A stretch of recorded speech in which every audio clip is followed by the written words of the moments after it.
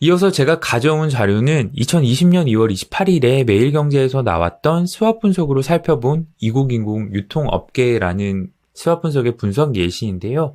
요것들을 보면서 여러분들과 함께 스왑 분석을 좀 더 자세하게 이야기를 나눠볼 수 있을 것 같습니다. 최근에 오프라인의 유통시장도 그렇고 온라인의 이커머스 시장이 굉장히 확대되면서 이런 대형마트, 백화점, 이커머스에 대한 분석들이 막 진행이 되고 있는 것 같아요. 그런 것들을 바탕으로 먼저 대형마트부터 한번 살펴보겠습니다.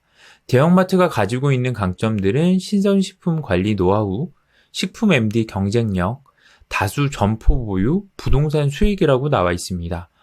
생각해보면 그런 것 같아요. 저희가 대형마트에 가서 사실 옷을 사기보다 어떤 생필품을 사는데 더 많이 신경을 쓰고, 그리고 마트에서는 아마도 과일이라던가 신선식품, 이런 식품류에 대해서 굉장히 집중하고 있는 모습들을 보였던 것 같아요. 그러다 보니까 식품 MD의 경쟁력은 높아지는 상황이 맞는 것 같고요. 그리고 점포도 사실 아주 큰 규모로 보유하고 있잖아요. 거기서 나오는 부동산 수익도 아주 대형마트들의 강점이라고 볼 수 있을 것 같은데, 반면에 약점도 있네요. 부족한 온라인 대응 능력, 비식품 MD 부진, 늘어나는 부진 점포. 강점과 아주 대비돼서 살펴볼 수 있을 것 같아요. 기존의 오프라인 시장이 코로나도 그렇고 다양하게 점차 온라인 시장이 확대되면서 온라인 시장으로 이제 넘어가면서 그런 기존 대형마트들이 빠르게 대응을 못했던 것 같고요. 앞서서 말씀드린 것처럼 우리가 마트에 가서 옷을 사거나 이런 것들은 좀 생각을 해본 적이 없는데 비식품 MD가 부진한 것도 맞는 것 같고요.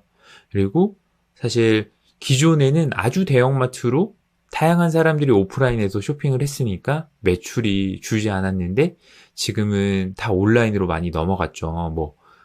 저녁에 시키면 다음날 아침에 갖다 주는 그런 서비스들도 굉장히 많이 늘어서 부진 점포가 굉장히 또 약점으로 나와 있고요. 반면에 대형마트의 기회도 있을 것 같아요. 예를 들면 온라인 식품 시장의 확대, 대형 점포 공간 재구성, 온오프라인 시너지 기대감.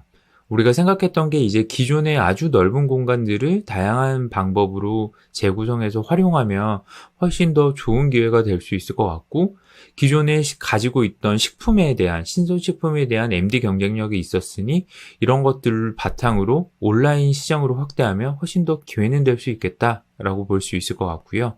다만 위협되는 거는 온라인도 굉장히 경쟁이 심화되고 있고, 대형 이커머스 업체들 오프라인 인수하는 경우도 굉장히 많고요. 그리고 경직적인 근로계약이 또 위협이 된다고 합니다. 이렇게 살펴본 스왑 분석으로 개선 방안은 온라인 신선식품 진출을 돌파구로 마련해서 기존의 오프라인에서 좀 부진했던 것들을 막아보자라고 생각할 수 있을 것 같고, 강도 높은 구조 조정을 통해서 사업도 재편해 볼 수 있을 것 같습니다. 그리고 백화점의 스왑 분석 한번 살펴보면 백화점의 강점으로는 양극화로 명품 판매 호조, 온라인 경쟁 우회, 그리고 대형화, 고급화 점포가 강점으로 보여집니다. 벌써 한 2년 정도가 됐네요. 코로나가 시작되고 지금 점점 엔데믹으로 가고 있는 상황인데요. 코로나가 되면서 오히려 더 양극화가 굉장히 심해진 것 같고, 해외 출국을 못하다 보니 명품 판매가 굉장히 늘어난 것 같아요. 그래서 오픈런 같은 사태도 발생하는 것 같고요. 그래서 오히려 백화점은 그런 명품을 판매하기 위해서 백화점을 더 대형화하거나 고급화 전략을 많이들 세우고 있고, 사실 대형 마트보다는 백화점이 온라인으로 진출이 조금 더 빨라지는 게 맞는 것 같습니다. 그리고 약점으로 보면 명품이나 의류에 치중된 품목이고요. 낮은 온라인 비중, 지역별 점포 성과가 굉장히 양극화되고 있다라고 볼 수 있겠네요. 사실 대형마트가 이제 우리가 식품을 사러 간다면 백화점은 또 옷이나 액세서리, 화장품을 사러 가잖아요. 네, 거기에 따라서 이제 굉장히 그 품목이 치우치게 됐다라는 게 약점인 것 같고, 그리고 백화점이 전국에 있지만 그 중에서 사실 가장 백화점이 잘 되는 곳도 수도권 위주의 점포들이어서 양극화는 피치 못할 사정인 것 같습니다. 다만 기회가 있는 게 2030 명품 소비가 확대, 소비자 체험이나 서비스, 그리고 긴 고객의 체류 시간으로 볼 수 있을 것 같아요. 백화점 가면 뭐 5분, 10분 잠깐 장 보고 나오는 게 아니라서 사실 1시간 정도의 쇼핑 시간을 가지게 되는데요. 이 시간을 바탕으로 2030의 명품 소비가 확대되는 것들을 연계시키면 굉장히 좋은 기회를 잡을 수 있을 것 같아요. 다만 위협적인 요소도 있죠. 명품 소비가 온라인으로 좀 확대가 되고요. 명품 수요도 하락이 되고 명품 MD 대응도 좀 실패하는 게 요 위협적인 상황으로 받아볼 수 있을 것 같습니다. 이런 것들로 바탕으로 개선 방안은 아예 명확하게 더 타겟팅 해보자. 더 시장을 줄여보자. VIP 고객 대상으로 영역을 확장을 하는 것도 그 방안 중에 하나고요. 전문 온라인 유통업체와 협력해 온라인 유통 채널을 확장하는 것도 그 방안 중에 하나겠네요. 이런 것들은 이미 좀 행해지고 있는 것 같고요. 이 자료가 2년 전의 자료여서 지금 아마 요 수합 분석의 방향대로 좀 우리 사회가 변하고 있는 것 같아요. 그리고 지금 아주 핫한 이커머스의 강점을 한번 살펴보도록 하겠습니다.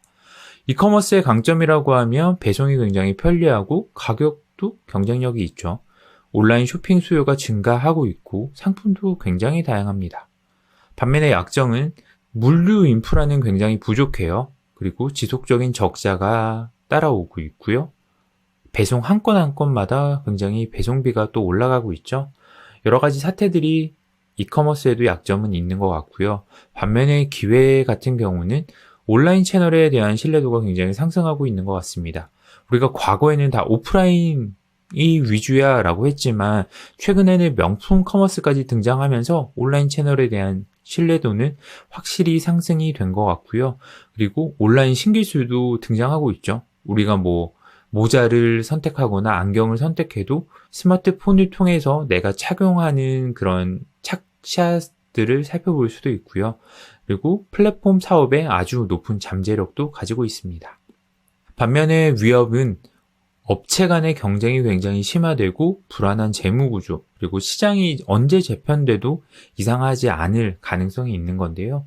이런 것들 바탕으로 개선 방안은 차별화 전략을 바탕으로 시장 점유율을 높여서 규모의 경쟁을 실현할 필요가 있을 것 같고, 업체끼리 합병이나 제휴를 통해서 합종 연횡으로 시장이 재편돼야 된다라고 이렇게 지금 2년 전에 살펴봤던 자료인데요. 지금 거의 맞게끔 돌아가고 있는 것 같아요. 오히려 백화점들은 네이버 같은 커머스들과 더 협업을 많이 하는 것 같고요. 작은 일반 온라인 상점들은 뭐 마켓컬리라던가 배달의 민족 이렇게 지금 확대되는 새로운 차원의 커머스 플랫폼과 많이 협업을 하는 걸로 보여져요. 그래서 사실 한번 우리 서비스에 대해서 수합 분석을 해두면 굉장히 그 수합 분석이 유용하게 사용될 수도 있고, 그 수합 분석을 바탕으로 3개월, 6개월, 반년, 1년 이렇게 중장기적인 계획도 같이 세워볼 수 있을 것 같아서 여러분들이 기획하거나 그리고 지금 맡고 계신 서비스가 있으면 이 수합 분석 한번 해보시는 것도 추천드리겠습니다. 지금 우리가 제품을 차별화하기 위한 전략으로 STP 전략도 한번 살펴보고 수합 분석도 한번 살펴봤는데요. 사실 차별화 전략이라는 게 뭔가 특별한 건 아니잖아요. 차별화된 제품이나 서비스 제공을 통해서 다른 서비스보다 독특하다라고 인식될 수 있는 그 무언가를 만들어내면 바로 그 경쟁 우위를 달성할 수 있는 전략인데요. 앞서서 말씀드렸던 것처럼 제품이나 서비스가 차별화되거나 가격이 차별화되거나 우리의 이미지가 차별화되는 이런 다양한 차별화 전략을 여러분들의 서비스에도 한번 접목시켜보면 좋을 것 같습니다. 차별화 전략의 예시들을 몇 가지 가져왔습니다. 우선 핀테크를 살펴볼 수 있을 텐데요. 최근에 핀테크 서비스들이 너무 많이 출시가 됐잖아요. 뭐 토스도 그렇고요. 카카오페이, 네이버페이, 페이코 등 다양한 핀테크 서비스가 있는데 우리는 토스를 보면 이런 생각을 할 수 있을 것 같습니다. 굉장히 단순하다, 편리하다.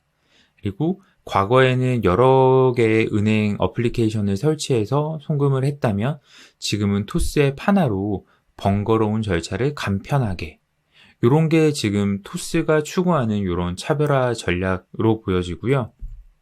그리고 음악 스트리밍도 최근에 아주 차별화 전략을 내세우고 있는 것 같습니다. 과거에는 우리가 원하는 가수를 직접 검색하거나 선택해서 음악을 들었다면 최근에는 개인화에 더 집중하고 있는 모습인 것 같아요. 그 중에서 대표적으로 선두주자인 스포티파이가 대표적이고요. 그래서 내가 들었던 음악을 기반으로, 가수를 기반으로, 혹은 내가 좋다고 했던 가수나 음악을 기반으로 나의 취향에 맞는 나만의 플레이리스트를 생성해줘서 저도 아주 잘 사용하고 있고 만족도도 아주 높고 차별화 전략에 아주 성공한 예시라고 볼 수 있을 것 같습니다. 그리고 우리가 앞서서 그 수업 분석에서 살펴봤는데요. 요 명품 커머스에서도 차별화가 시작된 것 같아요. 최근에 온라인으로 명품을 소비할 수 있잖아요. 그 중에서 뭐 트렌비, 머스킷, 발란이 그 대표적인 서비스일 텐데요. 이런 것들이 아주 기존 제품이 아닌 아주 고가의 명품들을 가지고 제품 차별화에 성공한 제품이라고 저는 보여지고요. 그래서 명품도 온라인으로 잘 구매할 수 있다. 세계 최저가까지 비교해서 직구도 간편하게 할 수 있다. 이런 서비스들이 요 차별화 전략이 또 먹혀 들어가는 서비스가 아닌가라는 생각이 들었습니다. 오늘 강의는 여기까지고요. 우리가 오늘까지 우리가 만든 서비스들에 대해서 어떻게 차별화 전략을 세워서 우리의 서비스를 더 돋보이게 할 수 있는지 그 전략 방법들에 대해서 한번 살펴봤고요. 이런 것들을 우리가 여러분들께서 만들고 있는 서비스에도 꼭 접목시켜 봤으면 좋을 것 같습니다. 강의를 들으시다가 궁금증이 생기거나 서비스 기획 관련해서 궁금한 점이 있으시다면 언제든지 메일로 연락 주세요. 그럼 다음 시간에 뵙겠습니다.